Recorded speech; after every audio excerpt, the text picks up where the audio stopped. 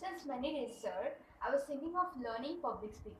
So could you please give me some methods, like how could I learn public speaking and what is public speaking? So for public speaking, first of all, you have to understand that what stage of public speaking is supposed to be. Now, what is public speaking? It's an important question there. When you speak before the audience, it's a large number of crowd, and the moment you prepare yourself for that, it's a scary thing, Oliver, because public speaking is only form of art which does not have any background music. That is what is a personal tonality, voice pitching, the kind of the preparations you have. Moreover, it is very important when you are just going to face the audience, you have to understand the nerve and the intentions of the audience and the subjects that variedly reach out to the concepts as the gathering audience have, and finally they can be engaged too.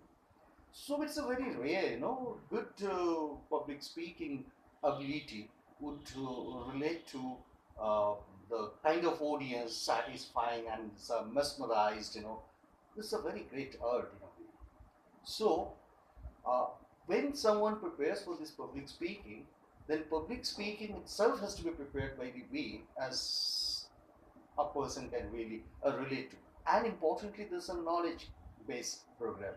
Unless you have the subject knowledge and objectivity with the language skills, it's not easy to communicate to the audience. Sometimes silence works, sometimes the body language works, sometimes the eye movements work, sometimes the expressions, of the face, the facial expressions, as we say, that work. So there are the variety methods as you can really hold the imagination of the people and then finally get them onto what you command, and that is what is public speaking all the way. So my second question is, what are the methods of public speaking? Like how could I develop myself by doing this public speaking? So it is a procrual method. You cannot really expect it to be done overnight. This is what you'll have to face, and it's called a mirror preparation. What you need to say, it's not just standing before the mirror. It's a mirror preparation because you'll have to perceive that you stand somewhere you speak. You have to perceive that you speak with large audience, and your communication is very strong and very skillful.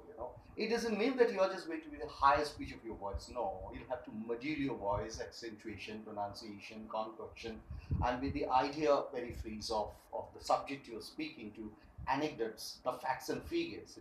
So overall configurations of plenty of the ideas together, presenting before at a single tune to the audience can make the audience to hold. And this is what is a captive audience you can really have. For that, it needs a long preparation. It's not one preparation that someone has. Interestingly, uh, the first thing that someone has to prepare for these is the language skills. Without language skills, because people never value the repetitions. You have to really fetch out the new words and really make it out, having using of a lot of idioms and the cash line factors, the one-liners, the witty one-liners, as well as some silent points, which you never speak, leaving imagination space to the audience, and finally they would draw their own portfolio of the ideas you are presenting before them. My third question is, like, I face many hurdles while I speak front of the people. So how could I overcome it? So could you give me It some is it is suggestions? quite general question for any public speaker who prepares himself or herself this particular field, And moreover, nowadays any successful careers has to be a public speaker. Otherwise, the trend is that one has to really present before the audience, the skillfully present before the audience of the subject she is efficient of, she is expert of, or he is or she is expert of. Now the question is, the basic areas where the people are nervous, the public speaking. At the thought of the public speaking, someone becomes nervous. Its tension grows with it. You get to see like lacking confidence, the shaking knees, is beads of perspirations on the forehead. You have sudden, the quickie voice.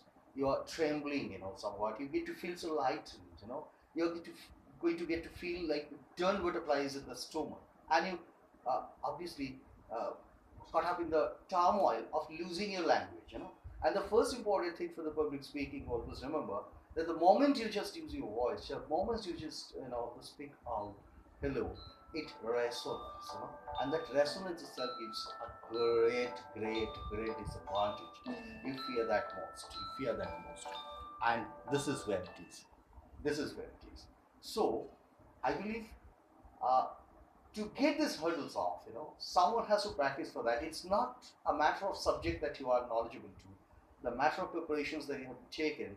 It's not that. It's the matter of fact that how biologically you have been endorsed with the idea of public speaking and having fear into your system, having scaring, appearance. I mean, not scaring, scared appearance. So suddenly, seeing the audience, speaking yours might well be giving you some shakiness. You have to overcome this. It's a very important part of public speaking. You can never stop this. It's a very important part of public speaking.